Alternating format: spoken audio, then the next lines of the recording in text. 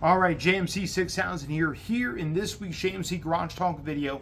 If you haven't noticed or haven't heard, a couple days ago, Toyota kind of released information on what they're doing with the recall for the Tundra and for the Lexus LX600 affected by the issue with the debris in the crankcase of the V35A FTS engines.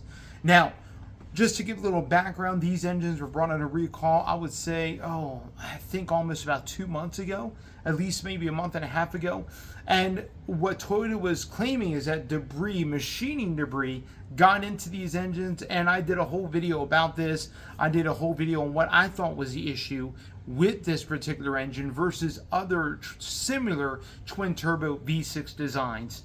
And a lot of people were quick to point out, well, Toyota knows what they're doing. They have an idea. They thoroughly tested this engine. There's nothing wrong with the engine. There's no way, or there's no reason why we can't believe that machine debris actually got in there. Whatever the case may be, I understand all that. But some new things have come to light. And what I wanted to do in this video is kind of share not only what Toyota is going to be doing for these over or close to almost 100,000 Tundra owners affected, but also those that are affected that are driving the Lexus LX600. So what Toyota has done is now they've issued a fix for over 100,000 vehicles affected by this recall, and the fix is going to be a brand new engine. So that is the fix from Toyota. It's going to be updating here shortly, but those that have been affected by this recall, those that have the recall brought in the mail, a brand new engine you will receive from Toyota. You bring it to the dealership. Once the engines become available, the dealership will actually swap out your old engine and put in an actual crate engine. And it's going to be a fully crated engine. From what I understand, with everything that has been released, Toyota is actually shipping full crate engines. So engines that you would have that would be assembled in the factory, not engines that are assembled at the engine plant, but I'm talking about completed engines that bring into the vehicle's factory as far as when the vehicle gets put together. Those are the engines that are going to be shipped to dealers. Full engines. I'm talking about turbos on them, intake manifolds, spark plug, coils, belts, whatever is on this engine itself, maybe outside of a wiring harness, is going to be on this engine. And that's what Toyota's replacing. So not short blocks, not long blocks, none of that in between. So what I wanted to do also in this video is kind of do some clarification on not only the new engines, but the reason why Toyota is replacing the engine itself. Now, easily Toyota could have done a short block. Easily, Toyota could have maybe done a long block, but they're not known to do long blocks. They're either a short block or a whole engine. But I believe the reason why Toyota is doing the engine itself is because Toyota made updates to the engine as a whole. Now, what kind of gave me a clue about this is about a couple weeks back, and if you guys don't know him, you can make sure you look him up. He's called the Car Care Nut Channel. He is a former Toyota master technician. He runs his own shop now. He's shed some light on the reason why Toyota issued this recall, the reason around what is going on with the V35A FTS and the issues that have been happening, the engines that have been experiencing main bearing failure, and he came over with a couple conclusions as to what's going on. Now that we're on the receiving end of this, now that we know that Toyota is going to be actually issuing all engines, fully completed crate engines to these dealers for these affected recalled vehicles, there's a couple things to note. So in my personal video, if you want to look back a couple videos back where I talked about this recall, comparing the V35A FTS to, let's say, a well-known, what I compared it to was a twin-turbo Ford, the Nano V6, the 2.7/3 liter. Both are on the same platform. They both use a cast iron block assembly with a lower aluminum engine cradle. Whereas Toyota does something a little bit different on their twin turbo V6. It's all cast aluminum with also a cast aluminum engine cradle. So one of the things that Toyota has done, one of the things that the Car Canada channel highlights in his video regarding the V35A is the fact that parts, and we're talking about main bearing parts, and also short blocks, are different from when the engine was started to be made at its factory up until January of 24. Then after January of 24, part numbers got superseded, especially for the short block. And then also he talks about the main bearings. The main bearing for number 1 and number 4 were changed. So the original part number for the main bearing actually ended.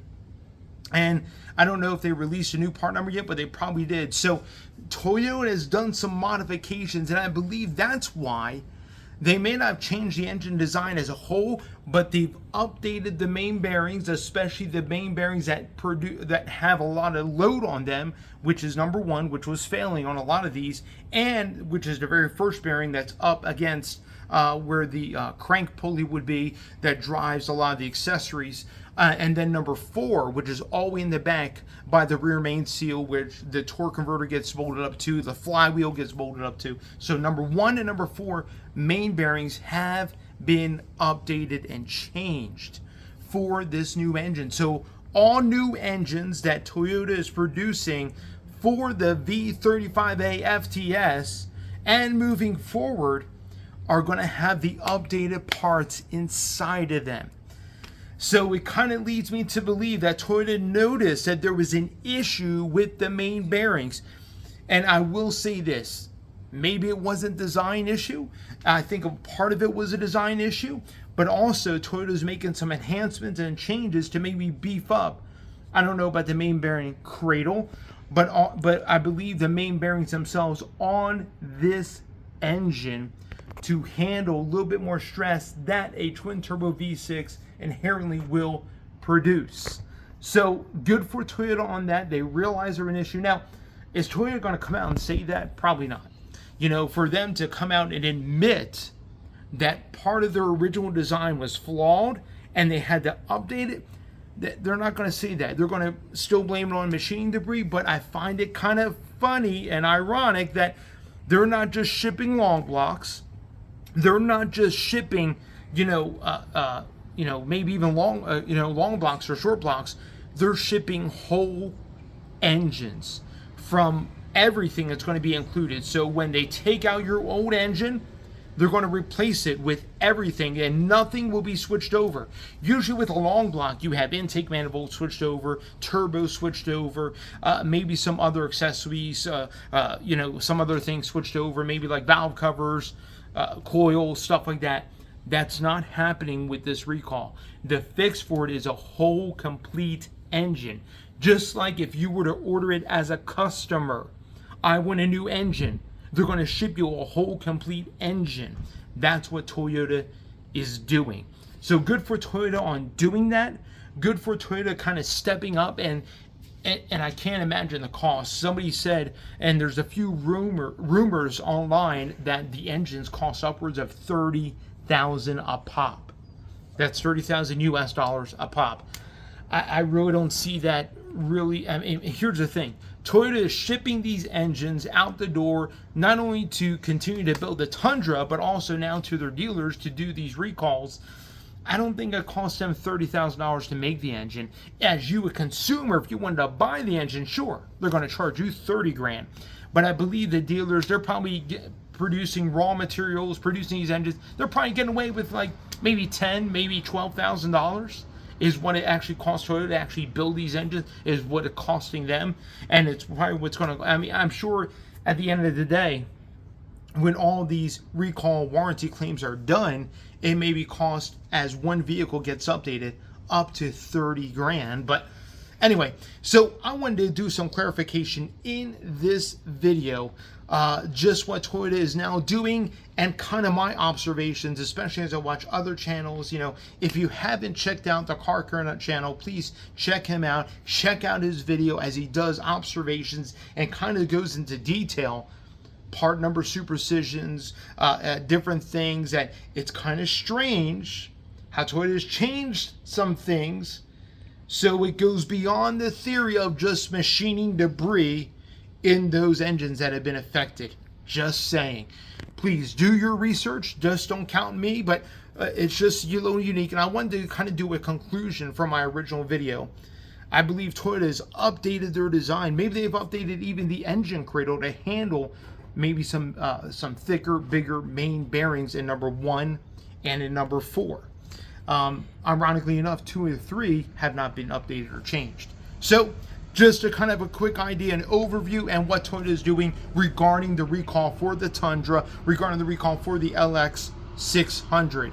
All right, if you guys have any questions, comments, comment, hit the subscribe button. Love to hear your feedback on this particular issue. Maybe you're a Tundra owner, maybe you're an LX600 owner, and you got the recall notice in the mail. Now you actually have some concrete things to go on and say, hey, look, I'm ready for that new engine now, Toyota.